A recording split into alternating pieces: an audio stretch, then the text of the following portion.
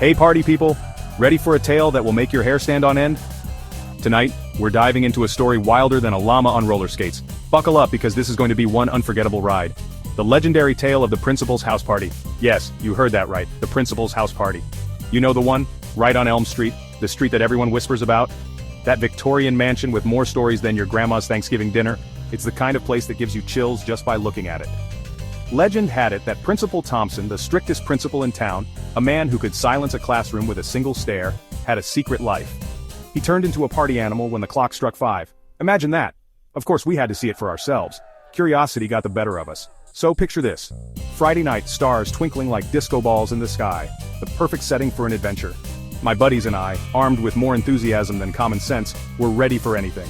We decided to crash this legendary shindig. No invitation needed. We were younger then, full of that invincible spirit, thinking nothing could stop us. That only fades after you try to shotgun your third energy drink. Ah, the folly of youth. We snuck through the bushes, hearts pounding like a drum solo. The excitement was palpable. The bass thumped from inside, shaking the ground beneath our feet. It was like the house itself was alive. We were in for a wild night. Little did we know it would be a night we'd never forget. The place was packed. Kids everywhere, dancing like nobody was watching because, let's be real, nobody was sober enough to judge. The music was blaring, a mix of the latest hits and some old-school classics that had everyone moving. It was the kind of party that you only see in movies, but here we were, living it. The air was thick with the smell of pizza, sweat, and that unmistakable aroma of teenage rebellion. You could almost taste the excitement in the air, mingling with the scent of pepperoni and cheese. It was a sensory overload, but in the best way possible. Someone had set up a slip-and-slide in the living room, greased up with enough baby oil to make a mechanic blush. It was a stroke of genius or madness, depending on how you looked at it. Either way, it was the highlight of the night. Let's just say watching a linebacker in a Hawaiian shirt wipe out on a slip-and-slide is an Olympic sport in my book. The laughter that followed was infectious, echoing through the house like a chorus of joy. We spotted the keg in the corner, guarded by a dude who looked like he hadn't slept since the invention of homework. He was the gatekeeper, the one who decided if you were worthy of the golden nectar. $5 and a charming smile. Thanks, Mom. And we were in.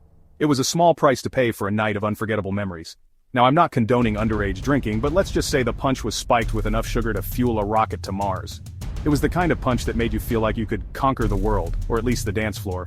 We danced, we laughed, we tried to do the worm. Spoiler alert, it ended badly, but it didn't matter because in that moment we were all stars of our own show.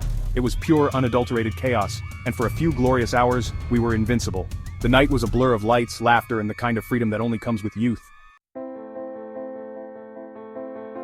But just like your favorite song on repeat, the party couldn't last forever. The energy was electric, the music was pumping, and everyone was having the time of their lives. It felt like nothing could go wrong. Suddenly, the music screeched to a halt. The DJ's hands froze over the turntables and confusion spread like wildfire. The lights flickered, plunging the room into darkness. It was as if someone had flipped a switch, turning our night from a dream into a nightmare. A collective gasp rippled through the crowd. Faces that were once lit with joy now showed only shock and fear. And then we heard it, the unmistakable wail of sirens cutting through the night like a hot knife through butter. Panic ensued. The once vibrant party atmosphere turned chaotic in an instant. Kids were scrambling like roaches in the daylight, diving out of windows, squeezing through dog doors. It was every man for himself. It was like watching a live-action game of Tetris, only with more screaming and less predictability.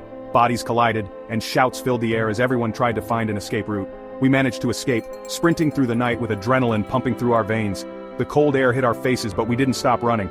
Looking back, it felt like a scene straight out of a John Hughes movie, only with less romance and more fear of getting grounded for life. The thrill of the escape was mixed with the dread of the consequences.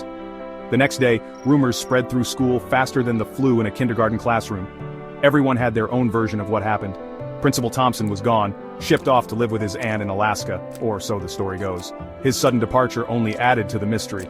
As for the rest of us, well, let's just say we learned a valuable lesson that night, one that would be etched in our memories forever. Don't party at your principal's house, especially if he has a slip-and-slide in his living room.